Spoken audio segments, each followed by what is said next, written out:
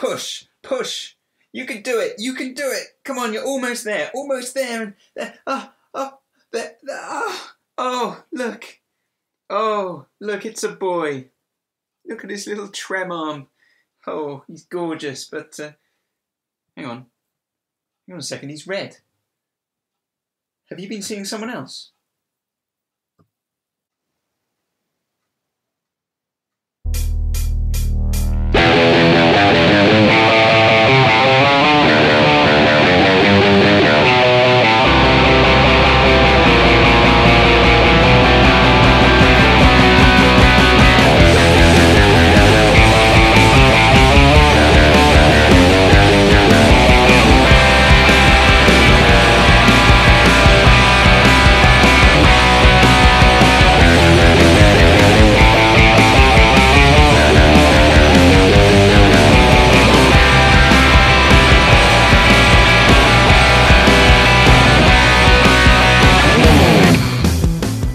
Hi guys, it's Paul from Crowborough Guitar Tuition. It's good to be back with you and thanks for joining me for another video lesson.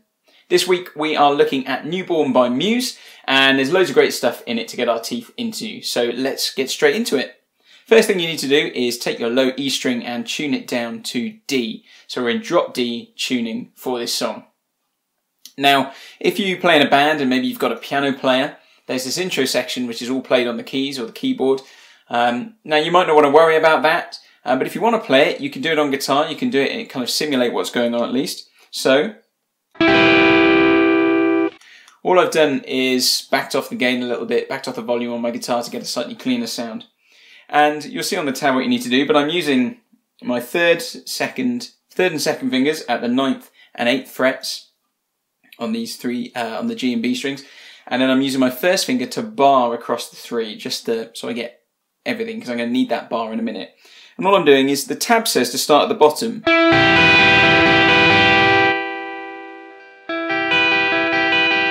And get this kind of ascending and descending thing. I actually think it sounds more like the song if you start on the top at the E string, the 7th fret,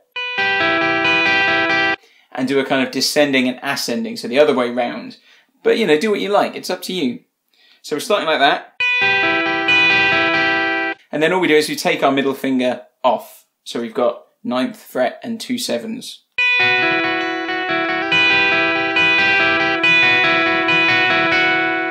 Okay, we keep doing that, that goes around a few times.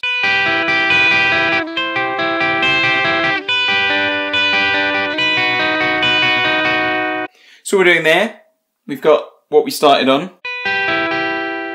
And then we're moving up, so we're going to put our second finger on the 9th fret, using my first finger to bar the 8th fret across the E and B strings. Then I'm moving back to what's a G chord. So that kind of D shape, if you're familiar with that D shape from up here. We just moved it up to make it into a G, but I'm actually using just my first finger to bar across the 7th fret, and I'm using my second finger on the 8th fret. And then if you just lift that middle finger up and plonk it down on the 8th fret on the G string, you get the next chord that you need. So you have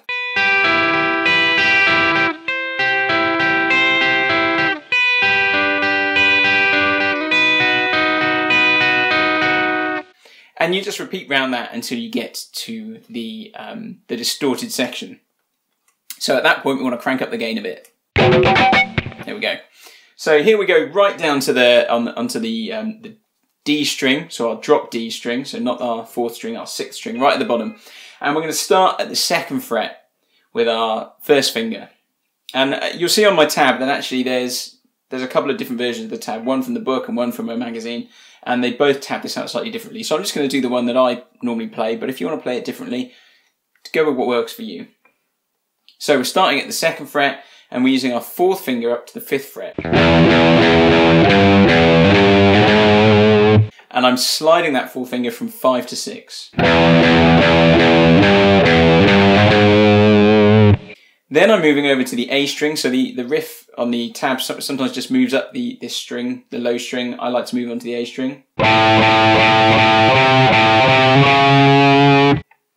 What we're doing there is we're going open A's and then using my first finger and second finger at 3 and 4. And and then got my third finger for the 5th fret. So we're just hitting that 5th fret on the A and then the open D on the bottom. Then we're going to frets 3 and 4 with our 1st and 2nd fingers on the lowest string.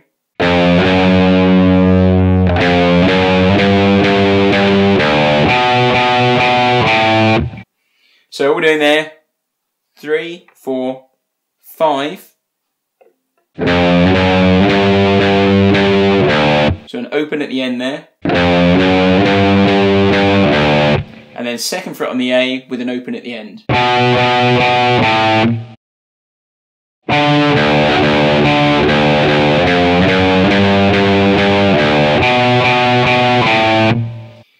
Then we've just got a series of chords. Now the first time round, basically I'll show you what we've got first. We've got a C kind of shape. We've got what I believe is kind of a B flat diminished. We've got an E minor. And then a B. Slight nuances to how you're going to play it. So when it comes in the first time, I tend to kind of, there's a bit of semi-palm muting going on. So when you're playing that C the first time round, you're really only playing the bottom few strings, or at least this is what I do. Play the bottom few strings with kind of a half palm mute. So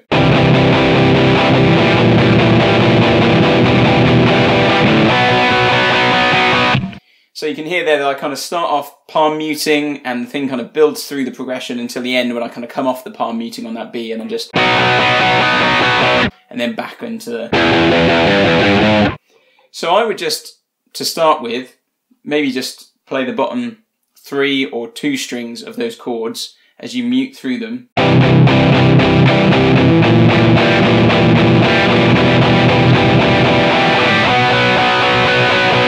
And beginning to expand out onto other strings for that B. So you've got your C shape, which is your open C, you'll know. The B flat diminished is perhaps less familiar, so it's 1st finger at the 1st fret on the A, 2nd finger on the 2nd fret on the D, we've got an open G, 3rd finger at 2nd fret on the B string. E minor, just without the E in the bottom. And then our B chord. And so you do that, and the second time round I tend just to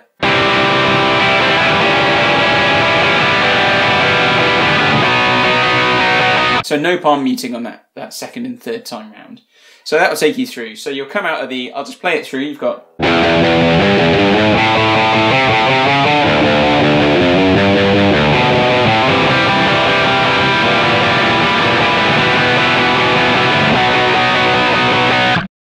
what you might find between that E minor and B, because you've got to take all your fingers off, you might get some open strings. Don't know if you heard that there. So this is kind of like these incidental kind of grace notes. Don't worry about that at all, that's absolutely fine.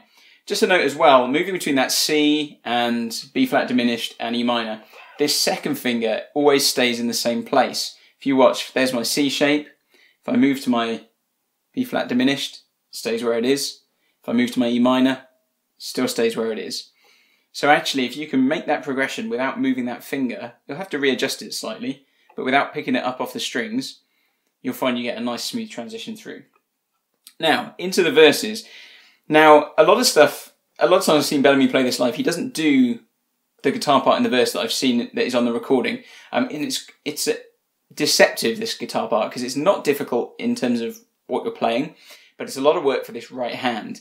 And I find it very tricky and quite exhausting. So what we're doing is we're back to that kind of E minor shape that we started on. So 9, 8 and 7. So I'd use this bar here as well.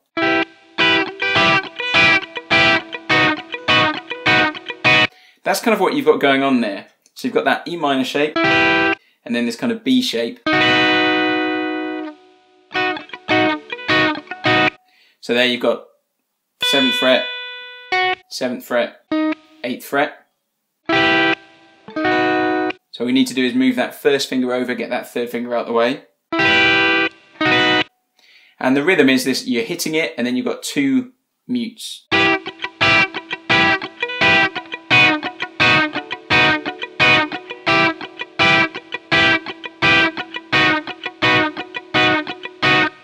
Okay, so all I'm doing there is I'm just lifting the pressure off the strings so that my fingers are resting on the strings, ready to go back down again, but they're not going to ring out and make any notes. And if you've not done that kind of thing before, it might take a while to get used to. And then partway through, it moves up to what is a C. So I'm going to play that with my first finger barring across the 12th fret on the 3 strings, and just plonk my second finger down at the 13th fret on the B. And then it goes down to just the 12th fret. So all we're going to do is take our second finger off.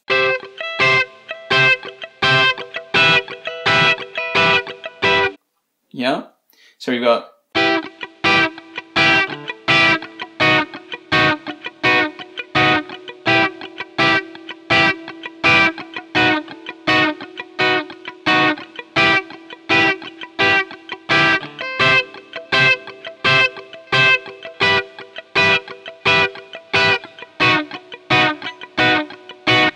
So only just moving between those shapes. Now it's tricky, like I said, because it's quick and you've got to do all this muting. Also, because you're moving so quickly, it's easy to knock other strings. When I'm trying to play these chords, as best I can, I'm using my first finger to rest against this 4th string so that it doesn't ring out. And I'm just trying to be as accurate as I can so I don't hit any other strings. This is why it's quite a tricky part. You know, up to pace, you're kind of like...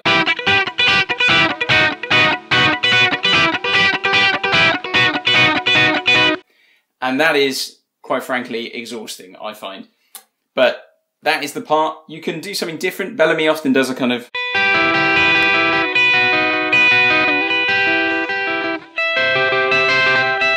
You know, you can just use the chords and improvise with them a bit. Then we get to the chorus section. So the chorus section really consists of, what is it, an E minor, but obviously we're using drop D here, so we've got our 3 fingers across the 2nd fret on the bottom 3 strings, but we've also got the open strings on the other side of it.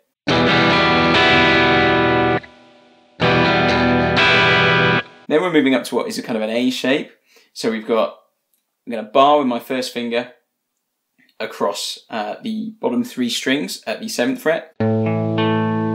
Oh, I need to be back distorted, don't I? Get that E minor in. Now we go up to that A, so we're barring across at the 7th fret, but we're using our 3rd finger at the 9th fret on the G string, and my 4th finger at the 10th fret, so I'm getting my A at the top as well. So we've got E minor, A, and then we are going up to what is a F sharp. And what we do is we're going to play that, we've got an F sharp octave with fingers 1 and 3, so at the 9th and 11th frets, but we've got an open D on the bottom of it. And I think the tab even says to put that open D in between it as well. So you've got your A, your E minor.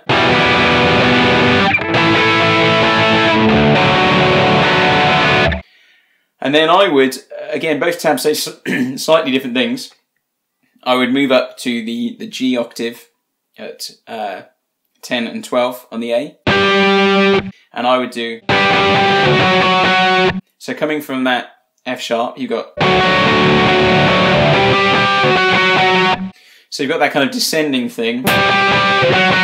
Just down 1 semitone, 1 fret with that same octave shape. And then we're back to the kind of chords we started with.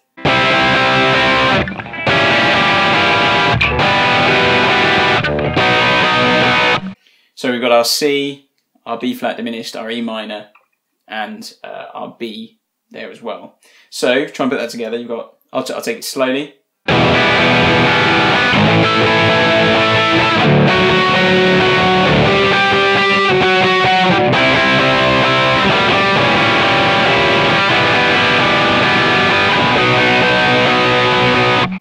So you can play that or some kind of variation on it. If you see in the tab, both tabs have got very different things, so work with it, do what you want.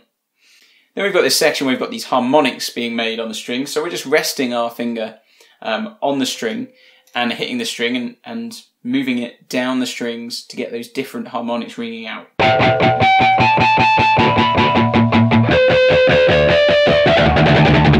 To To be honest, I wouldn't worry about being too accurate with what he's doing there. I doubt he is any time he does it just...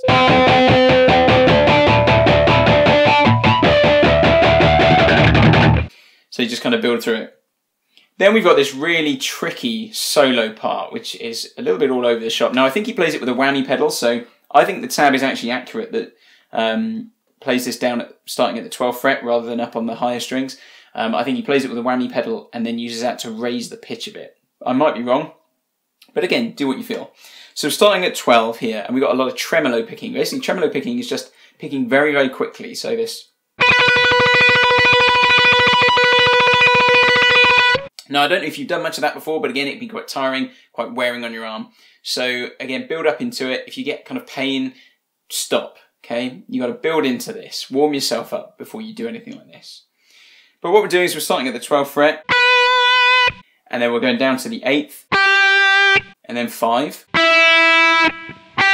back up to 8. Second time we're going 12, 7, 4. So that repeats round. You've got this.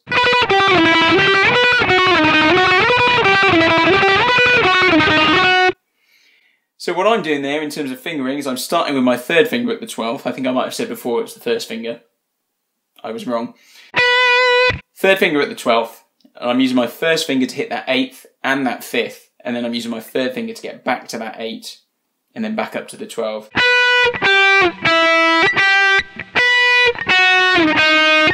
And I'm following the same pattern with those 7th and 4th frets too. Then it changes slightly, so we have 12, 8, 5, as we had before, but then we go down to 1. Then the next time we go to 13, 8, 5, open. So 12, 8, 5, 1, 13, 8, 5, open.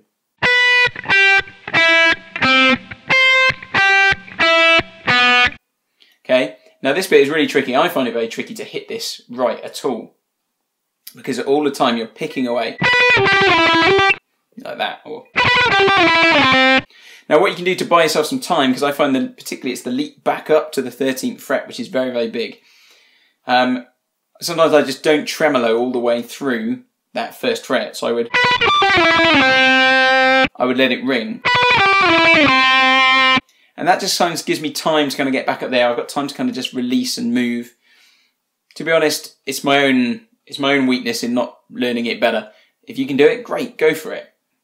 But that's what we do. And then the last time round it finishes 12, 8, 5, 3. And then it goes 4, 7 and back to 12.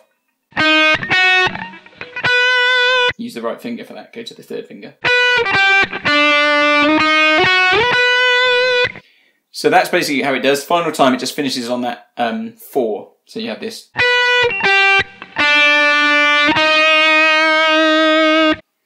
Okay, and you can hear a bit of a whammy bar thing going on there as well, which you could do if you've got one going on.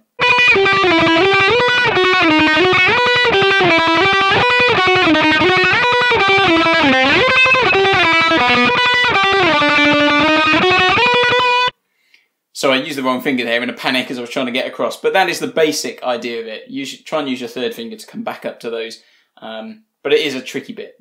After that, the song just launches back into a verse and through a chorus. And you're basically just repeating the stuff you've done before. So if you put all those bits together, there's some really tricky bits. Work hard at it. Take it slow. Build up on those kind of sections in the verse. Build up to doing that. Build up to those tremolo parts. Maybe start it slow.